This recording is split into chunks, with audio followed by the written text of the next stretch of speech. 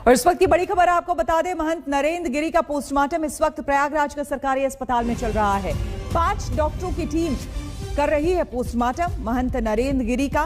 कैमरे की निगरानी में ये सब कुछ चल रहा है, यानी कि बाकायदा पोस्टमार्टम जो है वो पूरा रिकॉर्ड किया जा रहा है।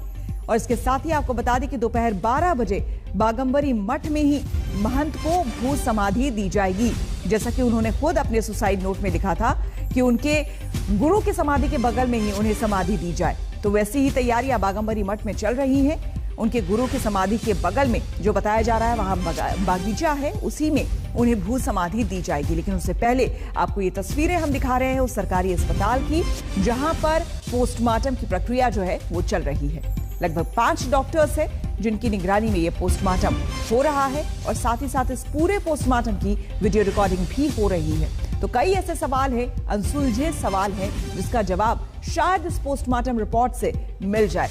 यह हत्या है या फिर आत्महत्या है या फिर कुछ और, ये तमाम ऐसे सवाल हैं जिसके बारे में जवाब अभी भी पुलिस को जानना बाकी है। हो सकता है पोस्टमार्टम रिपोर्ट से कई ऐसे सवाल हैं, अनसुलझे सवाल, जिसके जवाब मिल जाए। इस बीच जिस तरह से सुसाइड नोट में उन्होंने सीधे सीधे अपने शिष्य आनंद गिरी पर आरोप लगाया था, उन्होंने कहा था आनंद गिरी ही वो शख्स है जिसकी वजह से वो परेशान होकर के आत्महत्या कर रहे हैं।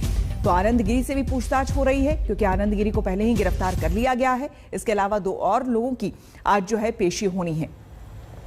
इस पूरे मामले में 2 लोगों से और बातचीत चल रही है, क्योंकि आपको हम बता दें कि लेटे हनुमान मंदिर के जो मुख्य पुजारी हैं आद्य तिवारी और उनके बेटे संदीप तिवारी, उन दोनों को भी गिरफ्तार कर लिया गया है, उनसे भी पूछताछ चल रही है। यही वो 3 शख्स हैं जिनका नाम महंत नरेंद्र गिरी ने अपने सुसाइड नोट में लिखा था। लेकिन इस वक्त की बड़ी खबर आपको हम बता रहे हैं। संतोष हमारे संवाददाता हमारे साथ जुड़ गए हैं ज्यादा जानकारी के साथ। संतोष, इस वक्त बताया जा रहा है कि पोस्टमार्टम की प्रक्रिया चल रही है, हम कब तक उम्मीद करें कि कोई रिपोर्ट जो इसकी है वो सामने आ जाएगी? देखिए, रिपोर्ट सामने की में अभी थोड़ा सा वक्त लगेगा, 24 से 36 घंटे लग सकते हैं। अभी पोस्टमार्टम अंदर चल ही रहा है। करीब 9 लोग अंदर होंगे। 5 डॉक्टर्स का एक पैनल होगा, 2 फार्मासिस्ट होंगे और 2 वीडियोग्राफर होंगे। एक वीडियोग्राफर स्वास्थ्य विभाग की तरफ से और एक पुलिस डिपार्टमेंट के वीडियोग्राफर होंगे। कुल 9 लोग पोस्टमार्टम के अंदर होंगे।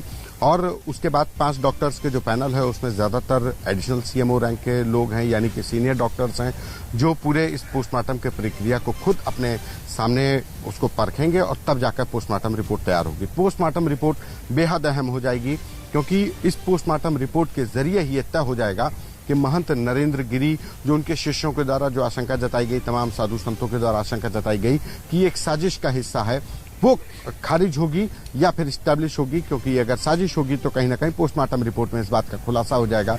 लिहाजा ये पोस्टमार्टम रिपोर्ट का सभी को इंतजार होगा। करीब 24 से 36 घंटे कम से कम लगते हैं और पोस्टमार्टम रिपोर्ट जो 5 डॉक्टर्स की जो टीम है वो तैयार करने के बाद सीएमओ को देगी।